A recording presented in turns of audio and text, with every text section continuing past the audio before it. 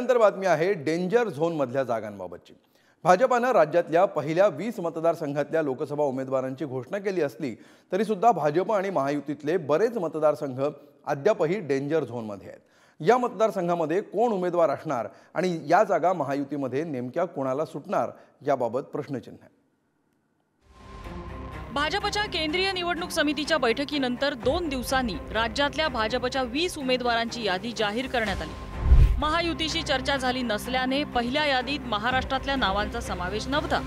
मात्र महायुतीशी जागा वाटपाचा फॉर्म्युला ठरण्यापूर्वीच भाजपच्या 20 उमेदवारांची घोषणा करण्यात आली।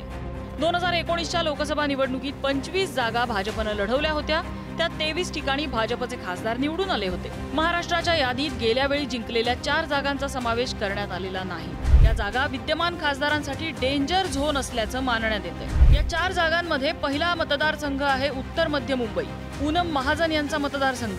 भाजप या ठिकाणी नवा चेहरा देण्याची शक्यता आहे। आशिष शेलार यांच्या नावाची इथे चर्चा होती। दुसरा आहे सोलापूर, जय सिद्धेश्वर स्वामी यांचा मतदारसंघ। भाजप या ठिकाणी नवीन चेहरा देणार अशी माहिती आहे। प्रणिती शिंदे या नावाची या ठिकाणी चर्चा होती, मात्र त्याला नकार आलेला दिसतोय। अमर साबळे, अमित गोरखे यांच्या नावाची सध्या जोरदार चर्चा आहे। पण लोकांची बाजू विधानसभेमध्ये मांडायला राहिलं कोण? जर सगळे भाजपमध्ये आहेत आणि माझ्या नावाने पण अफवा पसरवतात की मी पण जाणार, तर माझ्या रक्तात काँग्रेस आहे आणि माझ्या रक्तात काँग्रेस काय आहे? माझे वडील काँग्रेसमध्ये आहेत म्हणून नाही, कारण का मी सर्वधर्म समभावामध्ये विश्वास करते, मी गोरगरिबांमध्ये विश्वास ठेवते, मी सामान्य ग्रामस्थांमध्ये विश्वास ठेवते, मी कामावर विश्वास ठेवते, मी लोकशाहीत विश्वास ठेवते, मी संविधानात विश्वास ठेवते, म्हणून मी काँग्रेस सोबत। तिसरी जागा आहे भंडारा गोंदिया। सुनील मेंढे यांचा हा मतदारसंघ आहे। या ठिकाणी भाजप नवा चेहरा देण्याची शक्यता आहे। भाजपकडून परिणय फुके यांच्या नावाची चर्चा आहे। अजित पवारांच्या राष्ट्रवादीकडून प्रफुल्ल पटेल यांचंही नाव चर्चेत आहे। तर चौथा मतदारसंघ आहे गडचिरोली चिमूर, अशोक नेते यांचा हा मतदारसंघ। भाजप या ठिकाणी नवा चेहरा देण्याची शक्यता आहे। अजितदादांच्या राष्ट्रवादीतून धर्मराव बाबा आत्राम संभाव्य उमेदवार मानले जातात। आत्राम भाजपच्या कमळावर निवडणूक लढतील अशी चर्चा आहे। भाजपच्या या 4 जागांवर अद्याप निर्णय झालेला नसल्यानं या जागांवरच्या उमेदवारांची घोषणा करण्यात आली नाही असं सांगण्यात येत आहे। महायुतीचं जागा वाटपही अद्याप फायनल झालेलं नाहीये। त्यातल्या काही जागा सुद्धा डेंजर झोन मध्ये असल्याची चर्चा आहे। त्याही जागा आपण बघूया। उत्तर पश्चिम मुंबई, शिंदेची शिवसेना आणि भाजप दोघांनीही दावा केलाय। ठाणे, शिंदेची शिवसेना आणि भाजप सुद्धा आग्रही आहे। मावळ, महायुतीतले 3ही पक्ष या मतदारसंघासाठी इच्छुक आहेत। नाशिक, शिंदेची शिवसेना आणि भाजपत चुरस आहे। रत्नागिरी, सिंधुदुर्ग इथेही शिंदेची शिवसेना आणि भाजपत चुरस आहे। धाराशिव, शिंदेची शिवसेना आणि भाजप दोघेही इच्छुक आहेत। संभाजीनगर, शिंदेची शिवसेना आणि भाजप यामध्ये इथे सुद्धा रस्सीखेच आहे। रामटेक मध्ये सुद्धा शिंदेची शिवसेना आणि भाजपमध्ये चुरस दिसून येते। अमरावतीत महायुतीतले 3ही पक्ष मतदारसंघासाठी इच्छुक आहेत, तर साताऱ्यामध्ये अजित पवारांची राष्ट्रवादी आणि भाजप यांमध्ये रस्सीखेच सुरू आहे। मी तर खासदारकी लढण्याचा प्रश्नच येत नाही, परंतु रत्नागिरी आणि सिंधुदुर्ग जिल्हा हा शिवसेनेला मिळावा हा आमचा दावा आहे।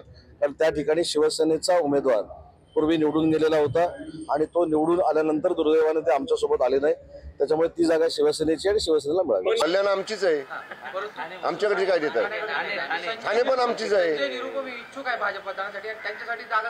अहो कल्याण आमचीच आहे, तुम्ही 22 जागा वाचायला जरा एकदा।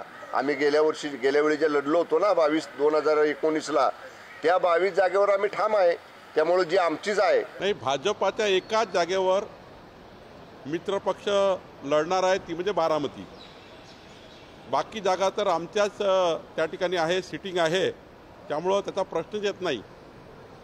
उर्वरित ज्या जागा आहे त्या जागावर काही आपले एकनाथजी शिंदे साहेब, अजितदादा आणि अशी चर्चा सुरू आहे। मला वाटतं जागा या सन्मानपूर्वक असतील, कुणी दुखावणार नाही या पद्धतीचं महायुतीचं समीकरण असेल। मात्र रत्नागिरी, सिंधुदुर्गासह काही जागांचा तिढा सुटल्याचं देवेंद्र फडणवीसांनी सांगितलंय। नाही, आम्ही 80% काम पूर्ण केलेलं आहे। 20% काम आमचं बाकी आहे, तेही आम्ही लवकरच करू आणि महायुतीचे सगळे उमेदवार लवकरात लवकर आम्ही घोषित करू।